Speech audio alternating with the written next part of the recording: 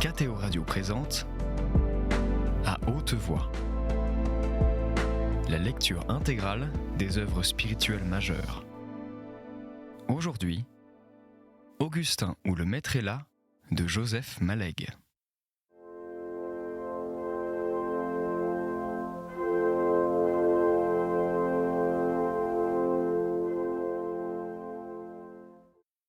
Il est bien connu, et d'ailleurs fort naturel, que le premier contact avec les abstractions philosophiques suscite chez les mieux doués des adolescents une manière d'ivresse divine. L'éloignement de tout repère touchable, une absence de limitation et de lisière, un ascétisme éblouissant, donnent une sensation d'alpinisme. Même volupté de l'altitude, même enivrement des cimes, et cette défaillance de joie devant les horizons accablants.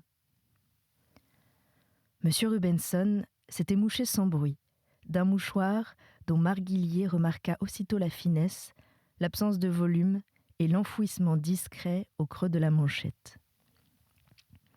Marguillier rattacha ce détail à une série d'autres qui lui parurent de même ordre. Le complet d'étoffe sombre et neuve, le pantalon coupé avec une précise justesse, les chaussures exactes, tout cet ensemble soigné, sobre et froid. Incapable de retenir ses conclusions, il les confia tout bas à son poing arrondi en microphone, à portée de l'oreille d'Augustin. « Doit avoir de la galette, ce type-là. Me demande ce qu'il fout ici. » Augustin rejeta cette intrusion comme un contact de mouche. Il était en pleine ferveur. Il avait reconnu, dès l'abord, dans cette exposition traditionnelle d'un programme de philosophie, l'équilibre et la solidité des beaux plans classiques. Mais la richesse de ce qui s'y insérait dépassait naturellement toutes ses expériences, le jetait en un émerveillement sacré. Il ne fit à la philosophie nulle déclaration de fidélité, aucune offrande, rien de ce qui eût signifié dualité entre apport et apporteur. Il fut l'offrande et l'offrant. Il se jeta en elle d'une seule masse et tout entier. Il l'aimait parce qu'il serait le ciment de sa pensée religieuse. Il l'aimait aussi pour elle-même et par surcroît. Il aspirait, comme d'un baiser, chacune des idées qui venaient à lui, et ne songeait pas plus à se dire que, hors de cet air-là, il ne pourrait vivre que ne le pensent ceux qui respirent naturellement un air pur. Ce fut l'évanouissement de tout ce qui n'était pas elle, le coup de foudre, la certitude d'un bonheur noble, total, mystique et rationnel. L'entourage coutumier des classes se prêtait curieusement à cette adoration. L'odeur d'encre et d'arrosage, la vaste muraille gris de fer qui barrait la cour, le long rayon solaire de 10 heures du matin, frôlant la pente des toits, tombant droit du ciel sans intermédiaire, comme une révélation. Tout revêtait cette salle d'une sorte de gueuserie hautaine et de crasse noblesse, ignorante de toute tentation et de toute vie.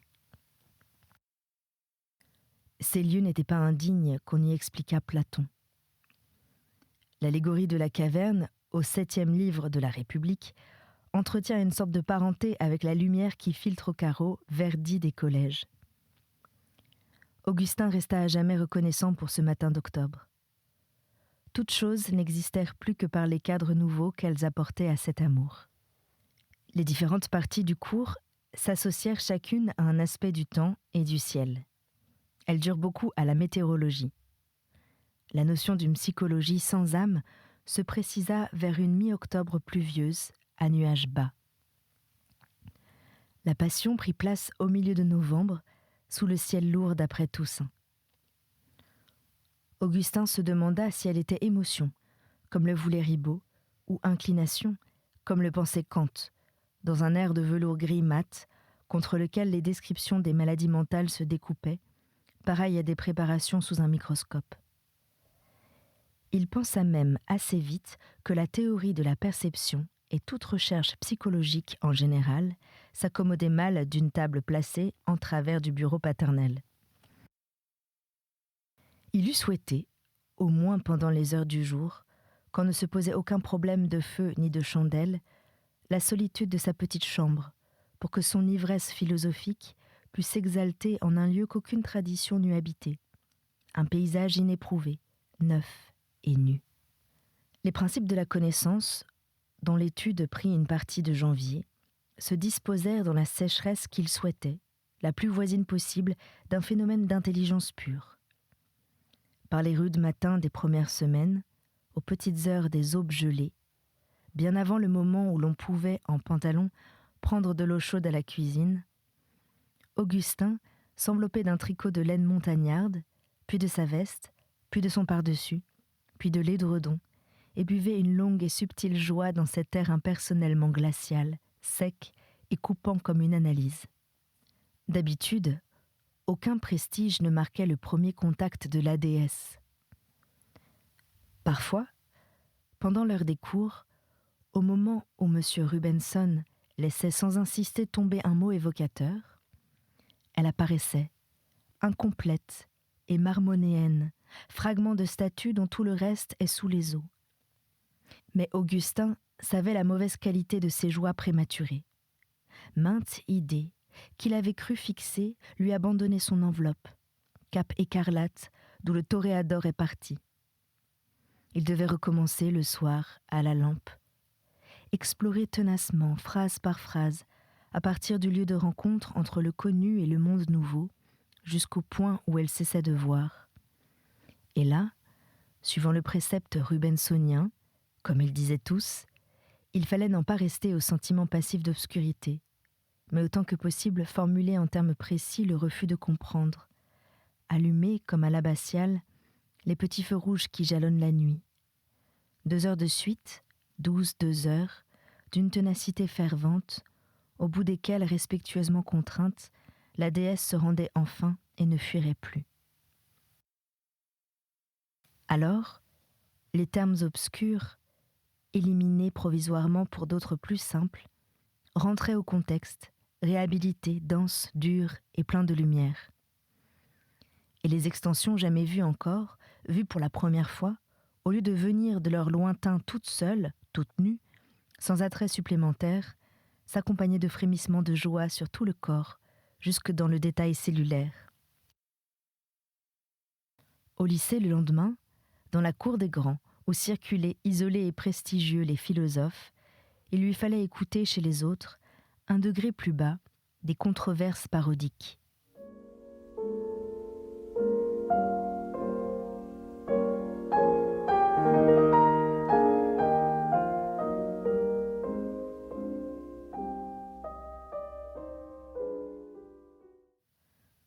Va-t-on ne supporter qu'au prix d'un émerveillement intarissable l'interprétation berkeléienne du monde extérieur? Montrant à son camarade Appia, élève de mathématiques élémentaires et par conséquent transfuge, le banc de pierre que sautait à pieds joints Tadouleur du Perrier, il le sommait et le défiait de lui prouver son existence ainsi que celle de Duperrier lui-même. Sur quoi Appia lui arrachait, d'un geste illogiquement sûr pour des muscles inexistants, l'orange que Vaton projetait de sucer, et tous deux se pourchassaient en rond autour de cette cour indémontrable, tandis que l'orange passait dans un gosier à la fois altéré et immatériel. Cependant, autour d'Augustin, continuaient de couler les jours. Il avait vite compris la cruauté de son plan de solitude et l'impossibilité de le réaliser totalement. Loin de leur vie commune, M. Méridier dépérissait. Pendant les semaines de vacances, le succès du concours général avait allumé en lui un feu de paille d'optimisme. Il s'était de nouveau jeté sur ses thèses, avait une fois de plus entrevu le doctorat et la libération. La thèse latine, Quo tempore qua mente, s'était grossie de 7 feuillets. La thèse française sur saint François de Sales faisait mine de démarrer elle aussi. Certains morceaux délicats, écrits d'avance et trop longtemps cachés dans les chemises bleues, étalés maintenant sur la table, prenaient des airs de convalescents. Mais ils gardaient, de leur vie recluse, un certain manque de sang rouge, un charme grêle et de la faiblesse. « J'aurais besoin de ressaisir le fil », disait leur auteur, ou encore « retrouverai-je le sentiment dans lequel j'ai écrit cela ? Il ressentait douloureusement les intervalles de temps. Certaines pages lui semblaient rédigées par un autre. Là-dessus tomba la rentrée et ses détresses. Les insomnies recommencèrent, la lassitude, une instabilité énervée revinrent. Elles aussi étaient parties en villégiature et rentraient pour octobre. Augustin voyait son père pénétrer, à pas peu sûr de leur droit, dans ce qu'il appelait la cellule du philosophe, puis suggérer entre deux toux, avec un degré de timidité pas encore atteint, « Tu ne crois pas que tu pourrais faire quelque exercice de lettres pures ? Oh, de temps en temps, bien entendu, pour l'école normale. » Et comme le regard d'Augustin s'indignait, « Oui, oui, disait-il, c'est la loi des nouvelles amours. » Et il s'en retournait, de ce même pas d'humiliation et d'incertitude. Il s'efforçait de légitimer l'incurable abandon de sa thèse. Pour les mathématiciens, les juristes, l'effort est d'intelligence pure. Ils ne dépendent point, du moins, je le suppose, d'une sensibilité sur laquelle la fatigue a trop de prise. Mais moi, cette faculté susceptible est la matière même que modèle mon travail. Il supportait plus difficilement les ennuis de la maison. Les cris de la dernière petite fille, qui n'allait décidément pas bien, le jetaient dans une exaspération dont l'injustice lui faisait honte. Tous les lundis, depuis un temps immémorial, une odeur de lessive phénix et le chuintement de bouillon tombant sur le fourneau emplissaient l'appartement. Ces détails domestiques contre lesquels son ironie amusée protestait jadis en mots savoureux, d'une distinction un peu littéraire, le chassaient maintenant dans son cabinet. Il y restait sans reparaître jusqu'au dîner, où il ne mangeait pas. Madame Méridier, alors, changea d'attitude. Désormais, autour d'elle, tout alla tellement bien, s'arrangea si heureusement, que sa voix n'eut jamais besoin d'être élevée d'un ton. Le char du temps glissa sur des surfaces lisses. La chambre où elle couchait avec la petite Jacqueline, dangereusement près de la chambre paternelle, joua à changer de place avec le salon, d'où aucun bruit ne pouvait s'entendre. C'était même plus commode en réalité, si vous vouliez faire bien attention à tel point de détails inaperçus jusque-là, comme le sens d'ouverture de la porte, l'orientation de la cheminée et le danger des courants d'air. La nouvelle disposition l'obligeait sans doute à circuler un peu plus dans la maison, mais elle n'en surveillerait que mieux. Les menus servis le soir et à midi comportaient régulièrement des plats sucrés, des primeurs que le professeur aimait. Régulièrement aussi, il était censé faire mal à son estomac à elle ou à ses dents, le siège de la douleur variant, mais la réduction du coût qu'elle entraînait restant constante. Également lui firent mal, mais dans une autre partie de sa sensibilité, les corsages nouveaux, les chaussures neuves et les chapeaux frais. Pierre et Suzanne apprirent à jouer à voix presque basse, et elles surveillaient elles-mêmes leurs devoirs et leurs leçons, dans une salle à manger où se passaient aussi les raccommodages. Christine lui aida beaucoup à maintenir ces nouvelles conventions de sérénité et de silence. Personne n'expliquait comme elle à la souffrante petite Jacqueline, 3 ans, qu'il ne fallait pas pleurer parce que cela faisait du mal au pauvre papa. Elle connaissait l'art de faire en un tournement, d'une manière suffisamment soignée pour mériter un 7 pointé, les devoirs que donnait, aux Ursulines, mère Marie des 5 plaies. Avec la même vitesse, elle apprenait aussi les leçons, de la manière exacte dont l'exigeait cette mère. Et cette tâche remplie, elle réservait la meilleure partie de son temps pour la véritable maman à la maison. Cette petite de 12 ans comprenait sa mère sans besoin d'aucun signe. Elle n'était, quand il le fallait, qu'immobilité, attention, gravité. Ses larges yeux recevaient tout, conservaient tout. Admirables pupilles, qui pouvaient à leur gré étinceler de joie, briller comme des micas noirs, ou se faire impassibles, purement réceptives, n'être qu'une tache mate et privée de reflets, dans une petite figure sans confidence. Comme l'esprit d'une fillette de cet âge ne mûrit pas d'un seul coup, mais que certains cantons particulièrement frais et réservés restent longtemps baignés d'enfance, il existait des sujets de conversation qu'on n'agitait qu'entre 2 ou 3 amis intimes, soit chez l'une d'elles, soit même chez Christine, certains après-midi où elle savait que ça ne dérangeait pas. On parlait de monsieur l'aumônier ou de nouvelles pensionnaires venues de la campagne, ou des manières de telle ou telle grande, ou de l'enfant de Marie qui serait cette année choisi pour réciter le compliment à Monseigneur. Si c'est Lucile des Oubliots, on ne pouvait guère hésiter contre les 4 ou 5 noms à particules et saveurs locales dont s'honorait chaque année le pensionnat.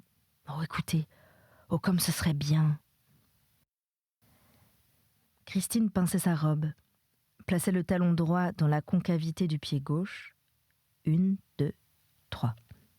Puis, demi-courbée et ensuite redressée en un long glissement de danse, elle se retrouvait le talon gauche dans la concavité du pied droit. 4, 5, 6. Après quoi, respectueuse, mutine, rieuse et toute rouge, elle détaillait « Monseigneur », battait des mains et tournoyait de joie. Une petite compagne rectifiait « Quand on regarde Monseigneur dans les yeux, c'est effronté. Mais quand on regarde Monseigneur au menton, c'est très bien. C'est Mère Marie des 5 Plaies qui l'a dit. » Soudain, Christine eut l'air de se rappeler un important détail oublié. « Non, ce ne sera pas Lucile des Oubliots. Parce qu'elle a dit « Je l'aime beaucoup, Monseigneur. Il est gentil, Monseigneur. » Mère Marie des 5 Plaies l'a regardée. Vous savez comme elle regarde. « Oh, mon enfant, on dit « gentil » d'une petite amie, d'une compagne, mais de Monseigneur. Oh, mon enfant. » Et pendant ce temps, Mère Marie des 5 Plaies la regardait toujours.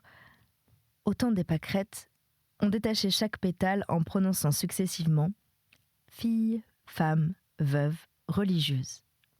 Toutes les chances de la vie se distribuaient entre 4 corbeilles exactement égales et l'élection était réservée à un pétale de pâquerette.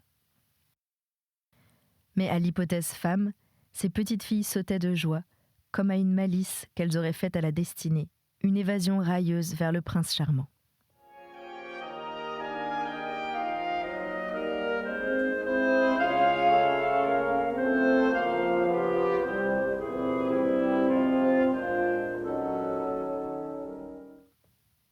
Une de ses enfants, externe appartenant à ce qu'on appelait la société, venue un jeudi demander le texte d'un devoir, changea le ton des confidences. Il y avait, laissa-t-elle tomber d'un air détaché, candide et supérieur, un élève du petit séminaire qui l'aimait extrêmement et n'était pas son frère. La conversation baissa de timbre, atteignit l'indistincte, ne fut plus qu'un murmure de stupeur, de crainte et de pressentiment. Ainsi, dans ce petit monde, prenait-on contact avec les énigmes du cœur. Ces secrets s'échangeaient en un langage très singulier, composé pour moitié de mots sourds et chuchotés, l'autre moitié faite avec des rires d'une candeur ardente. Ces rires jouissaient d'une propriété qui les apparentait au phénix. Ils pouvaient mourir subitement, bâillonnés, étouffés net. Mais la seconde d'après, ils renaissaient d'eux-mêmes, éclatants, verticaux comme un feu d'artifice. Ils constituaient dans ces entretiens les parties destinées à la publicité, les seules qui s'échangeassent tout haut.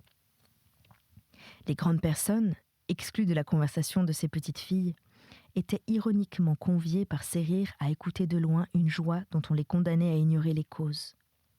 Cruellement abandonnées à leur sérieux d'adultes, elles restaient en détresse sur le bord du bonheur.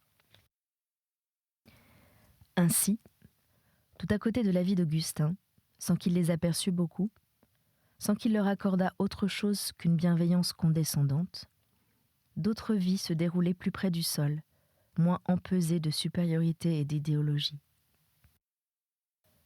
Comme il revenait d'étudier les facteurs de l'évolution et toute la leçon de M. Robinson sur les hypothèses biologiques, Augustin trouva sa sœur dans la cuisine, debout contre le fourneau, surveillant du lait tout en lisant des leçons.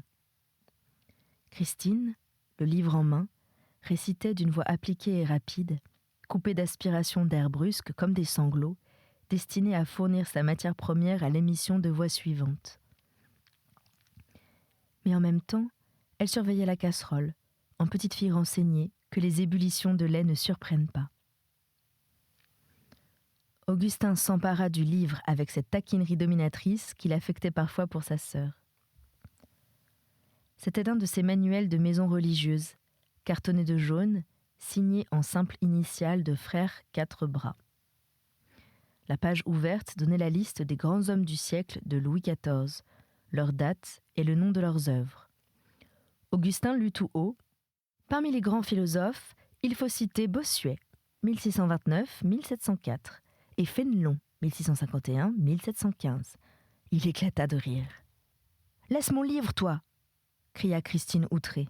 « C'est Mère Marie de Cinq-Plaies qui a dit de la prendre. Elle le sait aussi bien que toi, peut-être. » « Des Cinq-Plaies !» fit Augustin, plein d'une déférence affectée. « Oh alors !» Les yeux noirs de la petite prirent leur teinte dure et fermée. Elle le fixa une seconde, glacée, sans parole, et lui tourna le dos. Que sanctionnait-elle par ce dédain et ce silence ? Vraisemblablement, plus qu'une raillerie personnelle à l'égard de ses mères, plus même qu'une tentative de critique contre un entourage cher.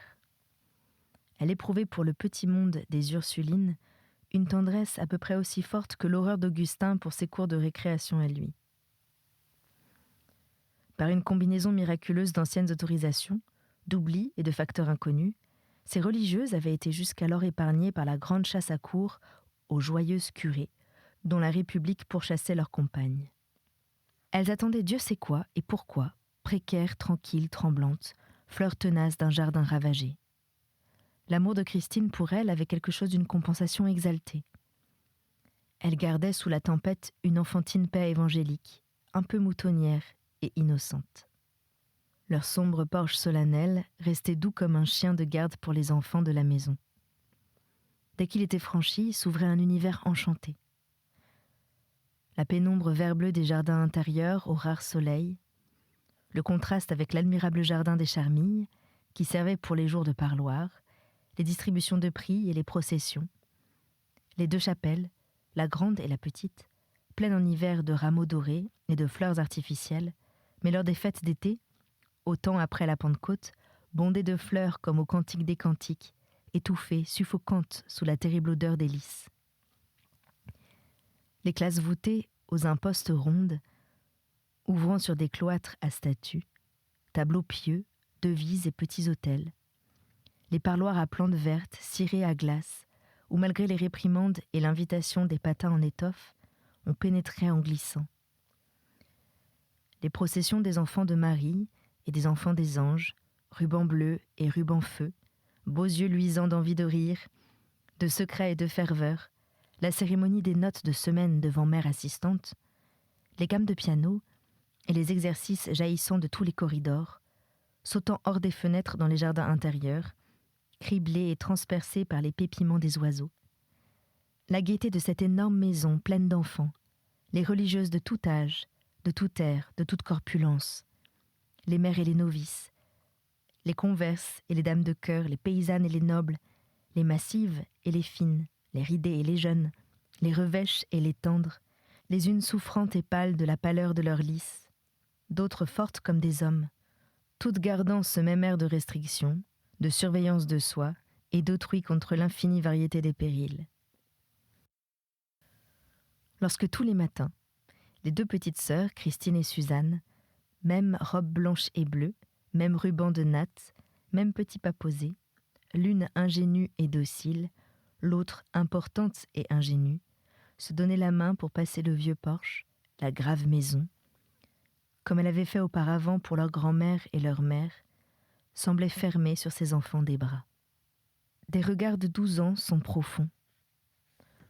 Outre une intention possible de sarcasme, peut-être discernait-il dans les paroles d'Augustin et d'autres semblables que de temps en temps il ne retenait pas, le péril souvent dénoncé de soumission au jugement du monde, de flottement à tout vent de doctrine, presque de péché contre la vertu théologale de foi, certainement de rationalisme, danger dont les 4 causes énumérées au catéchisme, expliquées à l'usage des maisons d'éducation chrétienne, sont, comme chacun sait, la vaine curiosité, l'ignorance, les passions et l'orgueil.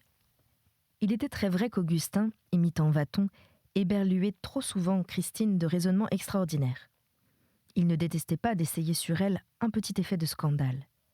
À table déjà l'année précédente, il avait parlé de saint François de Sales, de Pascal, de Port-Royal et du gallicanisme en termes libres et prétentieux à la fois, dont s'amusait son père.